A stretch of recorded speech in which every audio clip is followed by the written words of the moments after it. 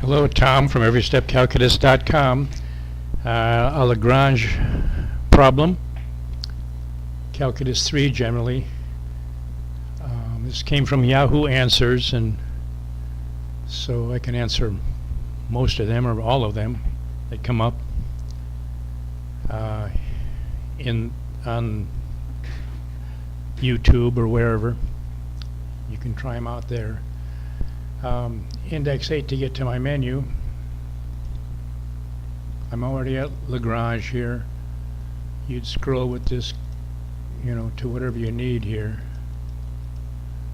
in the menu.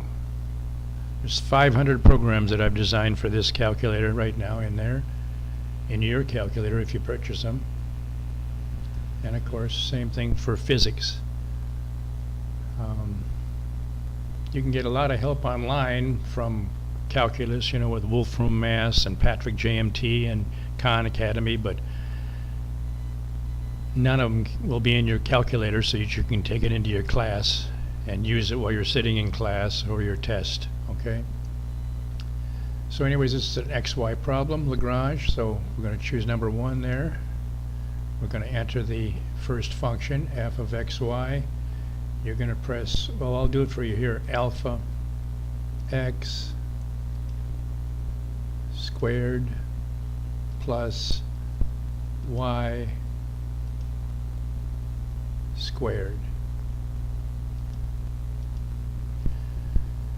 And I always give you the option to change it in case you've made a mistake. We say it's okay. Now I've entered the next one into the simulator already, so the same system. Make sure you press alpha first in all my programs, every single one of them. And we do the partial derivatives of each function. Notice here's x squared, so the derivative of that is 2x, and with respect to x, and 2y with respect to y. That's what partials are. Same thing with g of x. Here's 4x cubed plus y, 4y cubed, and that's where we get that, but we add the lambda. That's this situation here for Lagrange multipliers. So we add them, we make them equal together. Okay, here's change of f equals the lambda change of g, and this is the system. Mark all this stuff exactly as you see it on your paper, nice and then we run the program. In equation 1 we're going to solve for lambda, so here's equation 1 and we solve for lambda. Turns out to be 1 over 2x squared, okay? We substitute that into equation 2. Here's equation 2, 2y x lambda y cubed, okay? We substitute that into here.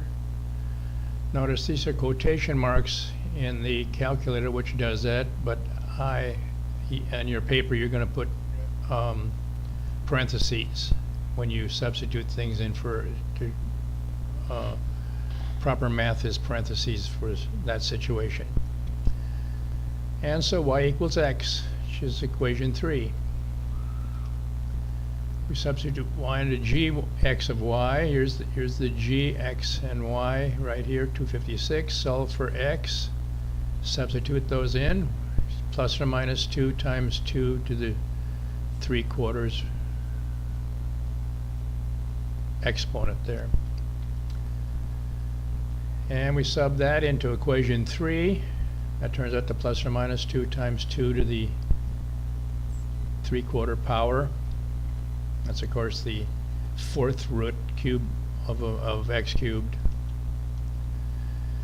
And we sub for x and y into f of x and y, which we do here.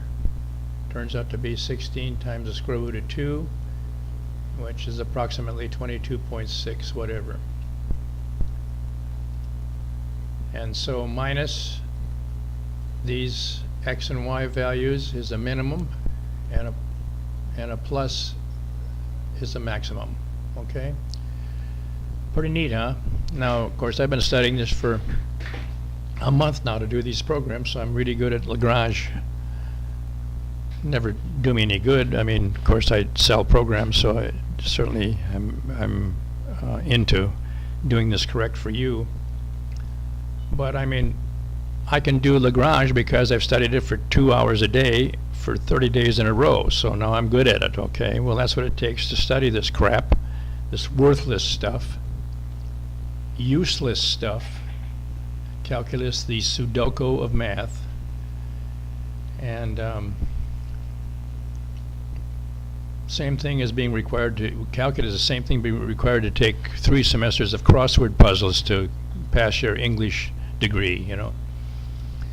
So anyways, buy my programs, $40, no big deal. You have the money, and I do the studying for you, okay, etc. So otherwise you can study it yourself and be my guest, you know. Extremely hard. You have other classes to study, more important than this probably. So anyways, good luck in your classes. Buy my programs and pass calculus. Have a good one.